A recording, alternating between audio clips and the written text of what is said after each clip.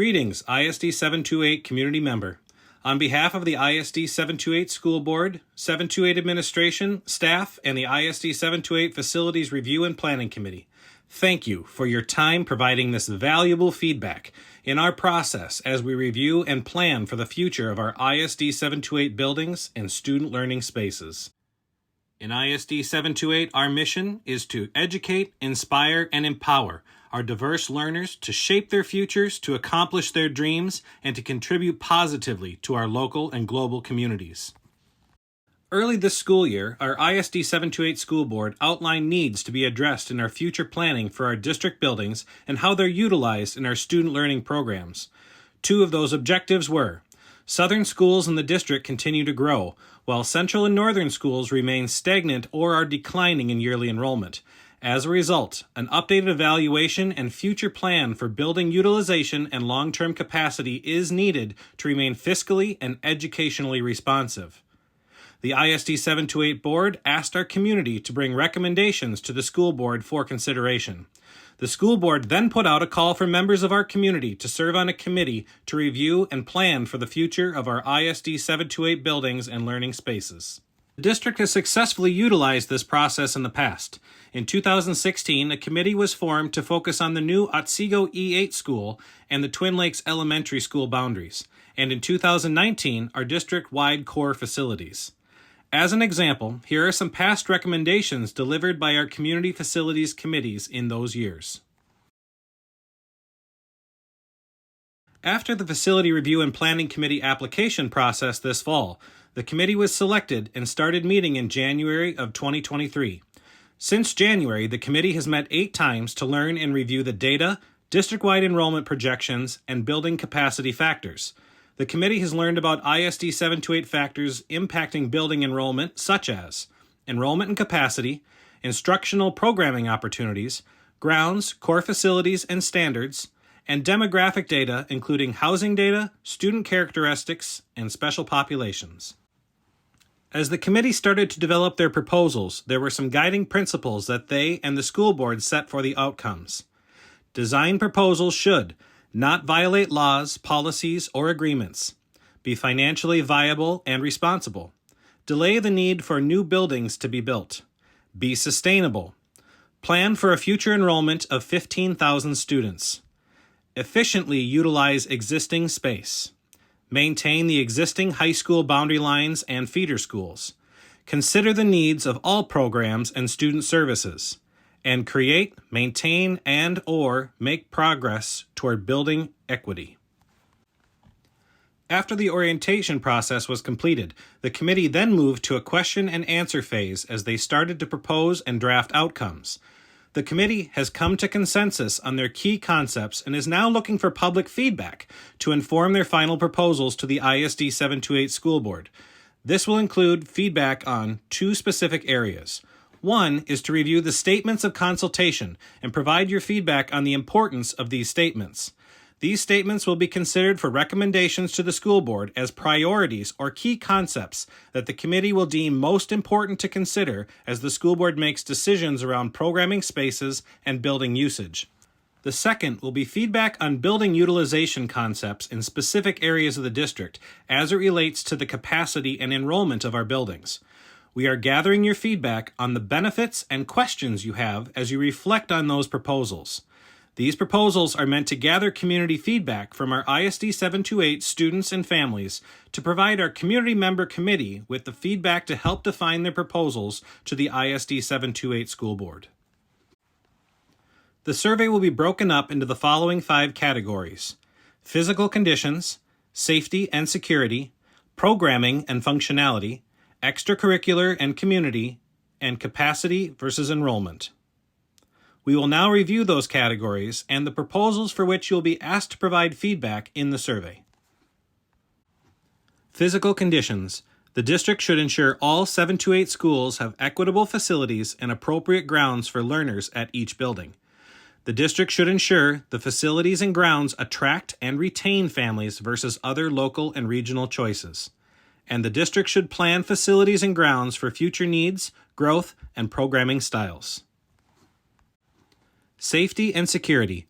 The district needs to continue to proactively plan for and address safety and security conditions at every building. The district's facility plan must address existing and projected parking, traffic, and visitor safety issues at all sites. The district should investigate the increases in parent pickup and drop-off. The district should promote busing as a transportation option to reduce parent pickup and drop-off increases. Programming and functionality. The district should evaluate and address learning spaces to ensure equity, access, and appropriateness for all learners. The district should ensure its programming attracts and retains families versus other local and regional choices. Extracurricular and community. The district should continue to evaluate and invest in core facility needs throughout the district to create equity and to support and benefit students, public interests, and the community.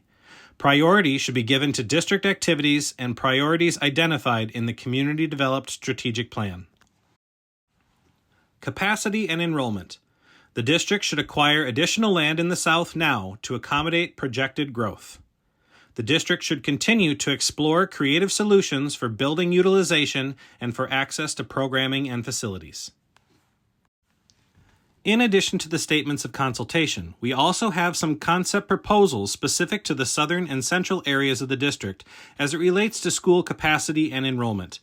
The remaining sections in the survey will deal specifically with draft proposals that will reflect on potential solutions to building capacity and enrollment needs in the future. These proposals are meant to gather community feedback from our ISD 728 students and families to provide our community member committee with feedback to help define their proposals to the ISD 728 school board. We will start by sharing some data on the enrollment forecasts for the district. As we look to the next 4 years, we have prepared this chart to show the total capacity of buildings and the percentage of actual and forecasted students attending in those areas. This has been broken out by elementary, middle, and high schools in the south, central, and north respective buildings in the district. This chart utilizes the current grade configurations at each location. For example, in the southern part of the district, 5th grade is reflected in the middle school attendance. The yellow highlight indicates areas where the enrollment exceeds total capacity for the buildings in that category. We will now move specifically to the Rogers area schools to show the capacity and enrollment projections for each individual building.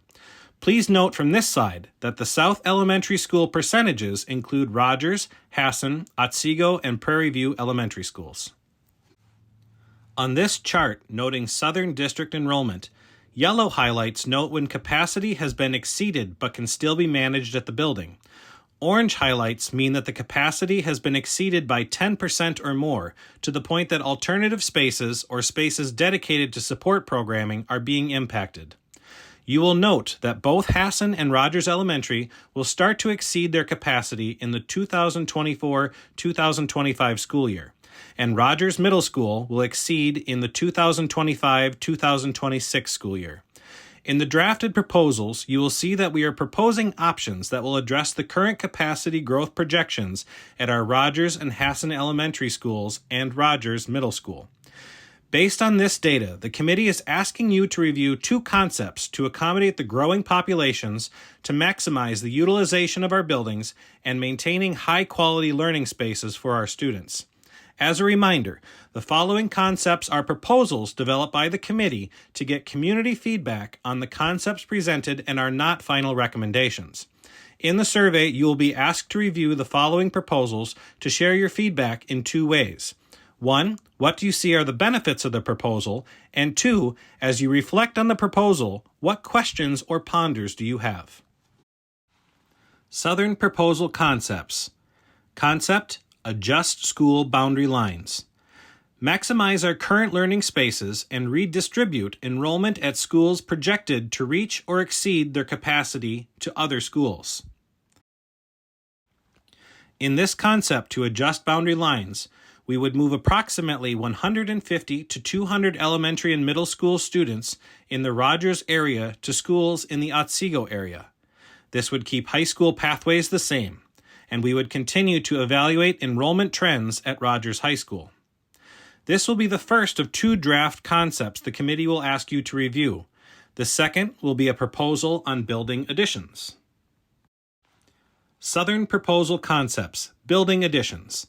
Increase the capacity of Hassan Elementary and Rogers Middle School to accommodate current programming and future growth without changing boundary lines. In this proposal for building additions, we would increase the capacity of Rogers Middle School by 100 to 150 students. We would increase the capacity of Hassan Elementary School by 100 to 200 students.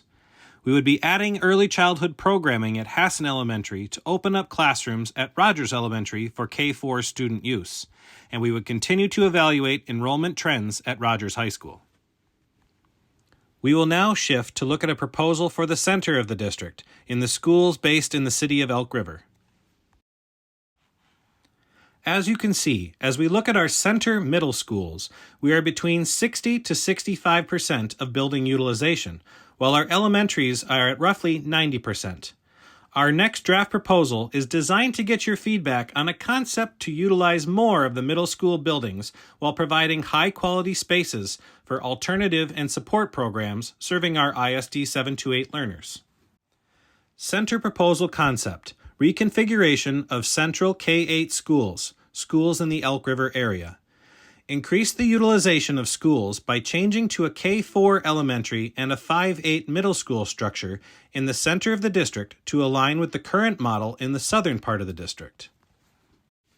In this proposal to reconfigure central K-8 schools, we would provide more programming consistency throughout the district, allow for a K-8 magnet programming. Our elementary schools' K-4 boundaries would be adjusted as one elementary school would be repurposed for other district uses. Our middle school 5-8 boundaries would remain the same. This concept increases building utilization at our elementary schools from 90% to 95% and our middle schools to increase from 65% to 85%. The committee will review the community feedback from the survey to modify and finalize the statements of consultation and capacity and enrollment concepts. The committee will then develop final recommendations and deliver them to the ISD 728 School Board. The school board will then take recommendations into consideration. On behalf of the ISD 728 School Board, 728 Administration and staff, and the ISD 728 Facilities Review and Planning Committee, thank you for your time to learn about the process and committee proposals and to provide your feedback in the 2023 Facilities Review and Planning Survey.